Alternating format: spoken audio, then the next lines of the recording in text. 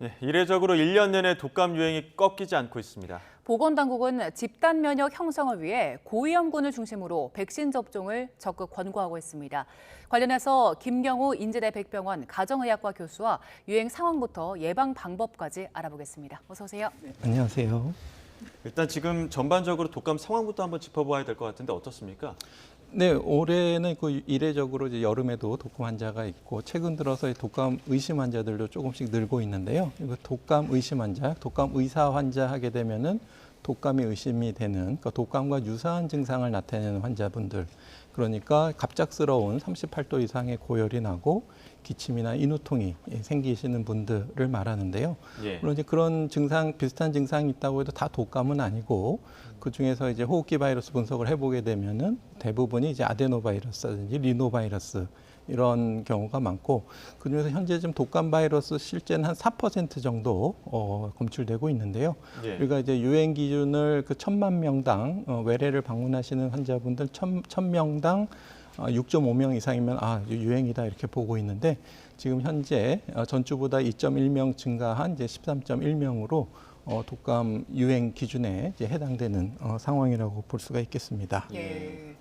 올해 보니까 이례적으로 여름 독감이 유행을 했더라고요. 그런데 또 청소년들이 굉장히 많이 걸렸는데 여름 방학이면 좀 잠잠해지지 않을까 했었지만 그 여름 방학 효과도 없더라고요. 네, 그렇습니다. 물론 이제 코로나 시기에도 이제 마스크 착용 때문에 독감 유행이 적었지만 코로나 이전에도 사실은 여름에는 독감이 유행하지 않았는데 예. 이번에는 여름에도 실제 독감, 그러니까 독감 의심 환자가 아니라 인플루엔자 바이러스 자체도 꽤 많이 검출이 됐는데 주로 이제 청소년층, 어린이 청소년층에서 많이 검출이 됐는데 그 이유에 대해서는 뭐 여러 가지로 추정이 가능할 것 같은데요. 우선 소아청소년층에서 독감 예방 접종률이 좀 상대적으로 2년 전, 1년 전보다 좀 떨어졌다라는 예. 점을 들 수가 있겠고, 그 다음에 이제 독감 무료 접종 사업이 주로 이제 13세 미만, 그러니까 초등학교 연령층에 대해서 적용하고 있기 때문에 중고등학생은 맞지 않으면 역시 중고등학생도 집단 생활을 많이 하니까 예. 이제 또 청소년층에서 유행할 수가 있겠고요. 예. 또 이제 한 가지 가능성은 이제 코로나 백신 접종률이 사실은 이제 소아청소년층에서 매우 저조한데요.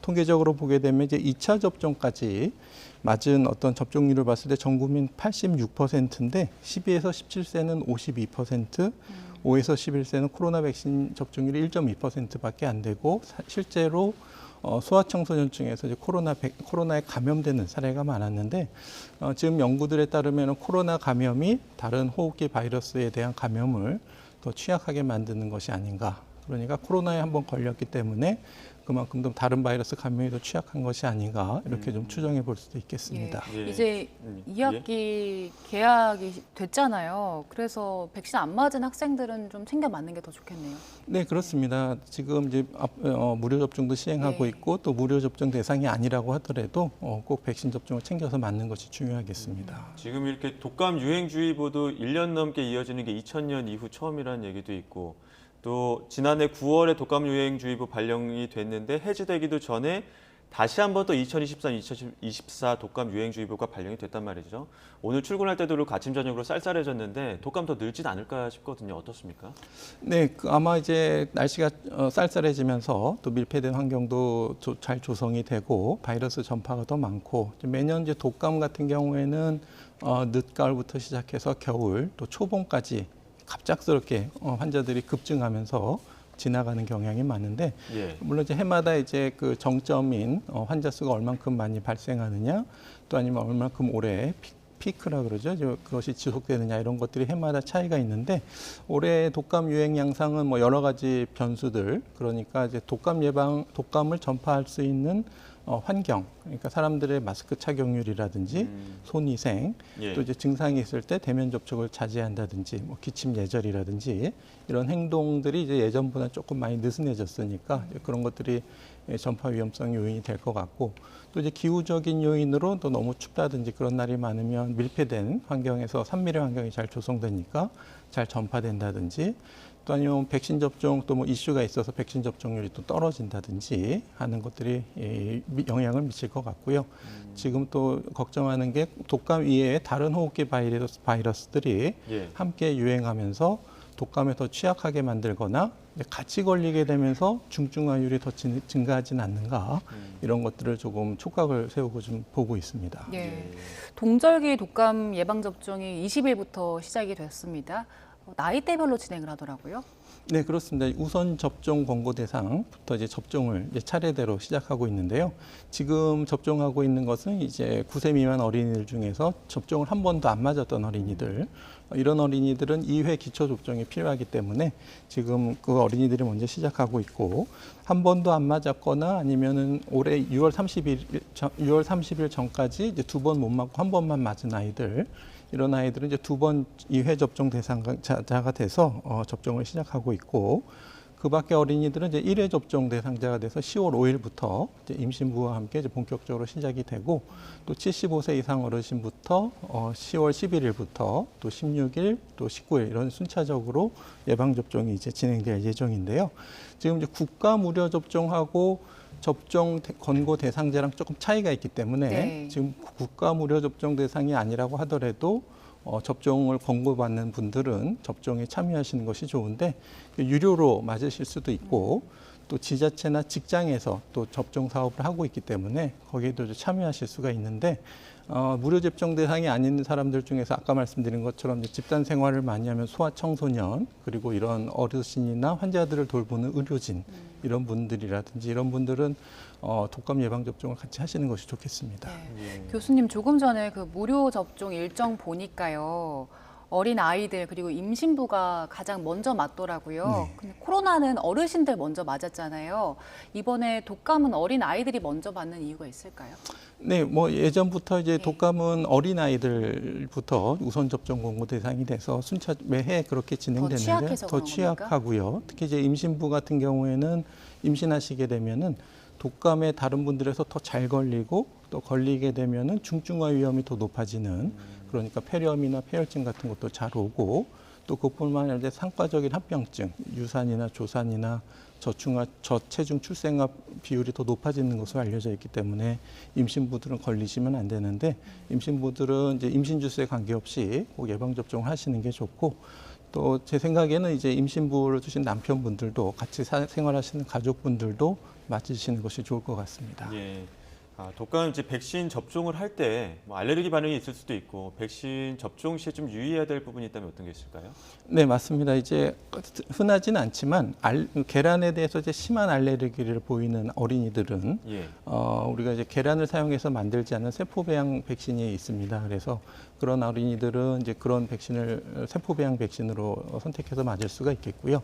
무료 접종으로 맞을 수가 있습니다. 그리고 전에는 이제 3가 백신, 4가 백신 해서 4가 백신 하게 되면 A형 2가지, 이제 B형 2가지 예. 해서 항원을 4가지를 포함하고 있는데, 지금은 다 4가 백신이고, 지금 6개 제조사에서 출시되고 있는데 각 회사별로 큰 차이는 없는 걸로 알려져 있기 때문에 어떤 것을 맞으셔도 괜찮을 것 같습니다. 예. 예. 독감 백신 맞으면 예방률은 얼마나 됩니까? 네, 지금 질병청에서는 건강한 성인 기준으로 한 70에서 90% 정도로 예방 효과를 보고 있는데, 이제 독감에 대한 예방 효과는 연구별로 굉장히 차이가 커서 또 해마다 또 차이가 크고, 또 연구 대상별로 또 차이가 크기 때문에 일괄적이진 않는데요.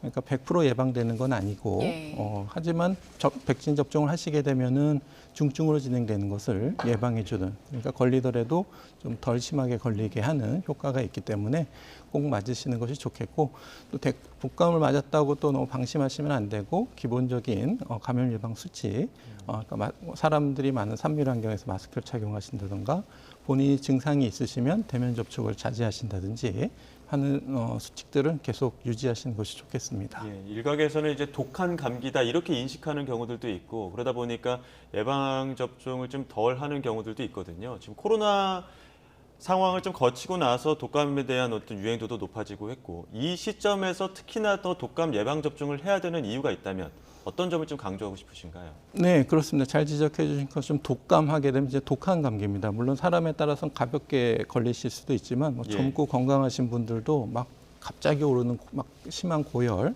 그리고 막 정신이 어지럽고 막 근육통도 심하고 기침도 심하고 견디기 힘들어서 이제 응급실까지 찾으시는 분들이 드물지 않은데요. 젊은 분들도 굉장히 독하게 앓으실 수가 있고 또 이제 어르신들도 물론 이제 폐렴 위험성이 굉장히 높기 때문에 상기도 감염뿐만 아니라 하기도 감염을 일으키는데 지금 코로나 같은 이런 유행 상황에서는 꼭 독감 예방 접종을 해주셔야 되고 폐렴 같은 경우에는 코로나 이전에도 2018년부터 우리나라 국내 사망 원인 3위를 차지하고 있습니다. 암, 심혈관 질환에, 심장 질환에 이어서 폐렴으로 인한 사망이 3위를 차지하고 있는데 폐렴의 또 주요한 원인이 인플루엔자, 독감이 될 수가 있기 때문에 어르신들도 반드시 예방접종을 해주셔야 되고 또 이것이 우리 코로나 경험처럼 본인이 걸려서 다른 분에게 전파될 수가 있기 때문에 이런 감염을 전파시킬 위험성이 있는 분들도 적극적으로 예방해 주시는 것이 매우 중요하겠습니다. 예, 교수님 그리고 이제 코로나 접종 얘기를 좀 해볼게요.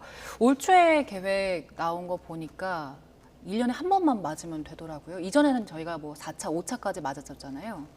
네, 그렇습니다. 이제 어느 정도 이제 기초 면역력이 좀 획득한 것으로 판단이 되고 이제 오미크론 유행이 되면서 이제 예전보다는 이제 치명률 자체는 많이 낮아졌습니다. 그리고 의료 대응 능력이라든지 또 예방 백신도 잘 개발이 돼 있고 치료제도 여전히 유효하기 때문에 예전보다는 상황이 많이 좋아졌는데 이제 그럼에도 불구하고 여전히 코로나는 위험한 호흡기 감염병이 되겠고 실제로도 우리나라에서 가장 코로나 사망자가 많은 해는 2020년이나 21년이 아니고 2022년도였거든요. 예, 그때는 막 기억하시겠지만 3, 4월 달에 화장 시설이 부족해서 대기할 정도로 그때 한 해에 아마 2만 2천 명 이상 돌아가셨는데 2022년 실제 사망 원인 통계에서도 3위를 차지할 정도로 코로나19 사망률이 높았고 또 이번 7, 8월 계절에도 코로나로 인해서 사망하신 분이 이제 800분이 넘을 정도로 많은 분이 돌아가셔서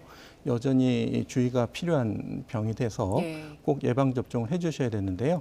지금 이제 예방접종 도입 예정인 백신은 이제 XBB 1.5 변이에 대응하는 단가 백신이 되겠습니다. 그래서 이 백신을 꼭 예방접종을 해주시는 것이 좋겠는데 XBB 1.5 같은 경우에는 이제 이미 그 2월 달에 미국이라든지 또 3, 4월 달에 우리나라에서 유행이 우세종을 거친 유행이 지난 바이러스이긴 하지만은 그 후속으로 나오는 여러 가지 변이에 대해서도 대응 효과가 있기 때문에 꼭 예방접종 해주시는 것이 좋겠습니다.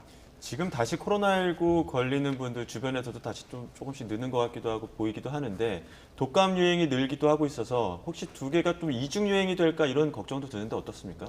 예, 맞습니다. 이제 특히 이제 코로나 한번 걸렸던 분들의 재감염 위험이 아무래도 이제 시간이 지나면서 면역력도 떨어지고 또 그 면역을 회피하는 변이 바이러스 계속 출현하기 때문에 재감염 위험이 굉장히 증가하고 있기 때문에 또 재감염이 되시는 분들 중에서 일부는 오히려 처음 걸렸을 때보다 더 심하게 중증화 위험이 높으신 분들이 있기 때문에 반드시 추가적인 접종을 해주셔야 될 것 같고요. 이제 독감하고 이제 동시 유행 같은 경우에는 지금 국립감염병연구소 연구에 따르면은 이제 독감에 걸리게 되면은 코로나 바이러스에 잘 걸리고 또 코로나 바이러스에 걸리면 독감에 또 잘 걸리게 이렇게 되는 것을 실험을 통해서 이제 증명한 바가 있고 또 두 가지를 동시에 걸리게 되면 이제 엎친 데 덮친 격으로 중증화율도 또 높아진다는 연구들이 있기 때문에 각각을 잘 예방하시는 것이 매우 중요하겠습니다. 이제 다음 주면 추석 연휴 시작되는데 엿새로 길거든요. 그래서 병원 가기도 조금 애매하실 수 있어요. 이때 챙겨야 할 그 건강 관련 부분은 어떤 것들이 있을까요? 네, 아무래도 연휴가 길어지게 되면 이제 평소에 드시던 약들이 이제 모자르지 않게 좀 여유 있게 미리 좀 타두시는 것이 좋겠고 또 여러 가지 이동이나 여행을 많이 하시기 때문에 깜빡 잊고 약을 안 가져가실 수가 있기 때문에 약을 좀 잘 챙기시는 것이 좋겠고 또 생활 습관이 변하니까 뭐 수면 기상 시간이라든지 식습관, 신체 활동량이 변하기 때문에 특히 이제 만성 질환이 있으신 분들은 그런 것들을 좀 철저히 규칙적으로 잘 지켜주시는 것이 좋겠고요. 또 아무래도 이제 이런 추석 기간에는 또 여러 가지 사고 같은 것들이 많이 생길 수가 있기 때문에 주의하시는 것이 필요하겠습니다. 그 벌초하시거나 성묘길 오르면서 또 주의해야 될 사항들도 좀 있지 않겠습니까?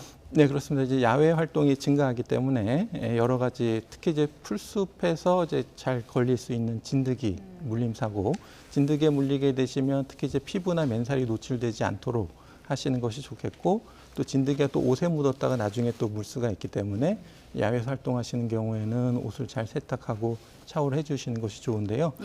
이제 찌찌가무시 같은 경우에 잠복기 1, 2주를 거쳐서 또 열이 나거나 이런 경우에는 본인이 1, 2주에 혹시 야외 활동, 풀숲에 노출되지 않았는지 한번 살펴보시는 것이 좋겠고요. 또 우리가 SFTS라고 하는 중증열성 혈소판 감소 증후군 같은 경우에도 이제 맨살이 이제 피부에 풀숲에 노출되면서 피부에 이제 진드기에 물리게 되면 감염되는 치명률이 매우 높기 때문에 항상 노출되지 않도록 긴 바지, 긴 옷을 입으시는 것이 좋겠고요. 예, 그 다음에 또 여러 가지 또 가을철 감염병들, 렙토스피라 같은 경우에는 이제 오염된 물이 피부 상처를 통해서 감염될 수가 있기 때문에 피부가 노출되지 않도록 긴 옷, 장갑이나 장화를 잘 착용해 주시고 작업을 하신다든지 또 이제 야외에는 이제 뭐 벌쏘임이라든지 또 뱀물림 그리고 그런 사고들도 있고 좀 미끄러지고 넘어지면서 낙상으로 골절이나 인대 손상 같은 것도 생기실 수가 있고 지금 화면에 나오신 것처럼 재촉이 벌초하시는 경우에 이렇게 고속으로 회전하면서 파편들이 튀면서 또 상처나 또 눈이나 이런 데 열상이나 골절 같은 것도 입으실 수가 있기 때문에 그 주변엔 가지 마시고 이제 그것에 작업에 익숙하신 분들에게 맡기셔서 이런 손상 사고 같은 것들을 주의하시는 것도 매우 중요하겠습니다. 예, 알겠습니다. 여기까지 듣도록 하겠습니다. 지금까지 김경우 인제대 백병원 가정의학과 교수와 함께했습니다. 오늘 말씀 고맙습니다. 네, 고맙습니다. 감사합니다.